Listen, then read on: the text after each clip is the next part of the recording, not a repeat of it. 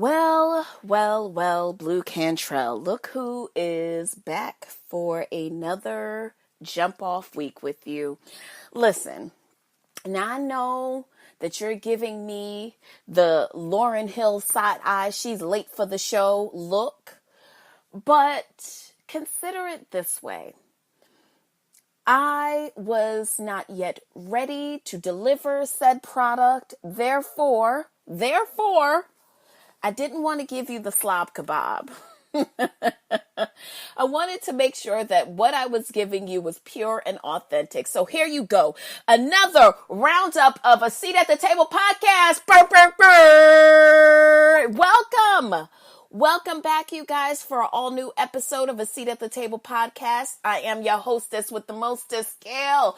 I'm so glad to be back in the building with you guys. We have much to unpack for this Ponderosa, honey.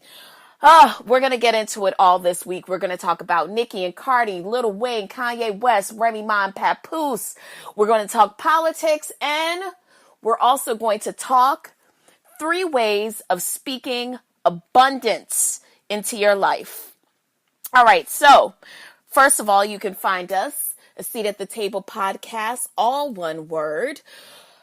You can find me on Twitter at Galanda Adams. That is GAILANDOADAMS. You can also find us on Instagram, a Seat at the Table pod, all one word. Content has been kind of shaky, I know. So before you go giving me your side eye like, well, why am I following you again? For what, girl? You're following because we're friends. Don't be so nasty all the time. Anyway, so how is everything going with you? First of all, I just want to say that it has been a very, very busy couple weeks for me. I've had a lot of stuff going on with my family and just kind of with myself, which we will get into this Queen Radio edition of a Seat at the Table podcast. At the end, we'll talk about all the queening that I've been doing, which isn't so much queening, the irony of it all. Yes, I'm still at that gross job of mine, but you know how we love a good direct deposit moment. So, okay, she's going to stay there. So don't roll your eyes at me. Any which ways. So where do we want to start first? What is going on with you? Are you still with that person that you kind of sort of don't want to be with? Hopefully hopefully you'll figure out a way to live a more, higher energy flow life where we won't have to do things like that. Beyond that, what else has been going on in your world? So, shout out to all of you guys who've been sending me SOSs, wanting to know if, is she okay? What's going on? Where have you been? Girl, I haven't seen you, blah, blah, blah, blah, blah. Listen, I'm here. I know that I am always deeply appreciative when you guys are able to just feel like you can converse with me directly. So go ahead and continue to send me your emails, your DMs, your direct messages on Twitter, blinking twice to let you know that I'm okay. I am just fine. But I'm definitely a person who doesn't believe in dropping my supposed creativity or art on people when I don't really feel it on the inside. So when I feel that way and I kind of feel like, I don't know, I definitely try not to give you guys like this watered down version of a seat at the table. I know that there are a lot of other people that you guys could be listening to. I know that it is not lost on me to know that you guys literally would take the time out of your busy schedules to just talk to me about anything or just listen to me talk about life and about celebrity and about politics. I mean, none of that is lost on me. So I appreciate it very, very much. And yeah, let's go ahead and get into the bitchcraft and wiggatry for for a moment. Why don't we? All right. So this week, let's start off with Beyonce's ex-drummer. Yes, Beyonce's ex-drummer this week going to the Blast online magazine, and her name is Kimberly Thompson. Kimberly Thompson claims that Beyonce put the witchcraft on her, which has slowed down her economic and financial means. She suffered from a loss of a man, a loss of relationship, a hex being put on her current lovers, all kind of stuff she's alleging that Beyonce did. Now, Kimberly does not have said proof that Beyonce put the root on her, but she's saying that because she's run into a string of bad luck, that is all the proof that she needs to know that the Queen of Zatarads has put the seasoned rights root on her. So, for all of you concerned, listen, the judge...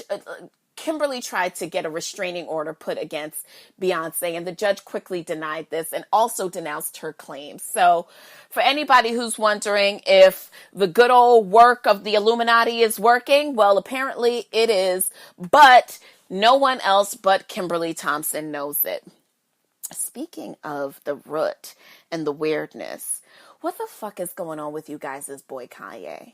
Can someone please tell me? Now, I'm going to tell you guys like this. I have a firm belief that people who do not believe in their artistry very much do a lot of things to distract so that you won't really get into the fact that what they're giving you is bullshit. So they give you a lot of frills, a lot of confetti, a lot of fucking pomp and circumstance, or they wear a MAGA hat. So that is what Kanye decided to do. I think it's very interesting that the president tweeted about Kanye and said, I didn't watch SNL, but I heard about Kanye wearing the hat and that he was being bullied, and I'm glad that Kanye is riding with us. It seems to be lost on Kanye why, and I don't think that it is. I think he's just saying that it's lost on him, why people may take umbrage with him wearing a MAGA hat. Kanye, this comes all on the heels of Kanye performing this Saturday on the SNL season premiere. Was it the season premiere? It was, right? So Kanye was to drop his album Yandhi, Klondike, whatever. He was supposed to drop his album Saturday, as well as perform on SNL. Now, this also comes on the heels of Lil Wayne dropping the highly anticipated Carter album 5 Friday. So, Kanye goes on SNL where he gives 3 performances, one featuring our very own beloved Petunia, Teyana Taylor. Now, if any of you have seen that performance, then you know what I'm about to say is very much true. It's not shade. Shade can't be truthful and shade. It's just what it is. Kanye and Teyana gave a very lackluster performance in which Teyana missed some of her cues for lip syncing, which I really don't even know. She gave a very Ashley Simpson-esque Pieces of Me performance where she kind of missed some of her lip syncing cues. And it felt like the energy was very low, however, very crafted. She looked great, her body always looking stunning. But I just felt like one of two things. Either Teyana is a ride or die bitch to the day that she dies, because we're still wondering where's the energy around the Keep the Same Energy album, or Teyana is wildly insecure about her own creative levels, that she feels the need to stay under the rooftop of the Good Music family, which therefore allows her to suffer the slings and arrows of a lack of marketing and a lack of machine behind her work. Either which way, there she was with Kanye pirouetting across the stage talking about all the world needs was more love, when in actuality it seems as though all the world really needed at that point in time was somebody to sing on their track. That's all we needed. Needless to say, several celebrities have since come out since viewing Kanye in his MAGA hat for the second time around, including Swiss Beats and Lana Del Rey, both of whom communicated their disdain with the lack of understanding on Kanye's part. Kanye claims to be getting bullied by several people even before entering onto the SNL stage. He said that because he actually gave 3 performances. One was a finale performance, which he did with Kid Cudi. He did a single off his last album. And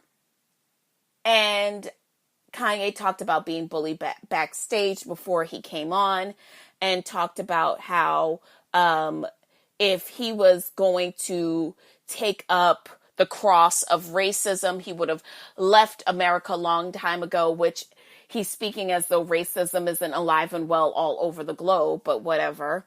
And then furthermore, he talked about his affinity for your 45th president. And no doubt, I'm sure that there's some sort of weird narcissistic commonality between them. So that is why he is so enamored with him. But listen, I say all of this to say, when I was working for one of you guys' favorite fast fashion retailers, and one of their things used to be to turn up the music in the store so that the customer would be distracted by all of the craziness happening. Music is so loud that I can't pay attention to the fact that this store is a fucking mess. I think that that's what Kanye is doing. I think that he is distracting us from the bullshit that should be surrounding his album Yandhi or Yandhi or whatever the fuck it's called, and distracting us from his lack of creativity by wearing this stupid hat, which he knows is going to make people talk. And honestly, I think that it's working. I mean, hello, are we not speaking about him right now? Anyways, so yeah, that's what Kanye did over the weekend. Speaking of Lil Wayne and him dropping the Carter 5, the projections are already showing that he will sell between 475 and 525,000 copies of the album for the first week, which roughly only equates to about 165 to 180,000 copies in actual album sales. Now, the album, which many are calling the best album of the year, and many are saying is actually one of the worst albums of the year, is Lil Wayne's highly anticipated Carter 5 album, which we were waiting for this album for years due to some legal trouble that he had with his record label Cash Money, and also some monetary issues that he had with Baby of Cash Money.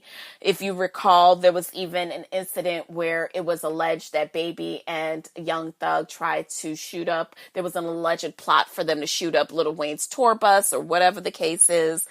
Listen, Wayne dropped the album. I don't know if you guys listened to it. I thought it was okay. I think that they're trying to have like some sort of challenge associated with it now, like from one of the album songs that was produced by Swizz Beats. And I believe that the challenge is like the Move Challenge or whatever the case is. Listen, I don't know. I think the album is just okay. I don't think that it is that great. I thought for an album that we had been waiting for so long on, I wish that it was I don't know, I just kind of wish that it was a better album. I thought that it was, production-wise, I thought it was okay. I didn't actually even think that the song featuring Tentacion's Don't Cry, I think it's called, or something like that. I just thought it was all okay. What did you guys think of it? And are you guys into the Uproar Challenge, which is basically the new version of the In My Feelings Challenge, I suppose. I think the song, even that song, that Swizz Beats produced song, I think it's okay. I don't think it's all that. I don't know. I think that there are better albums out right now. I actually really am. I don't know how you pronounce Six Lack, Slack, Black, Six Lack. I don't know. I don't know. Whatever you pronounce that artist name as. I really actually like his album, and the Chainsmokers have a new album too, so really gotten into that. But if you haven't heard it as of yet, I am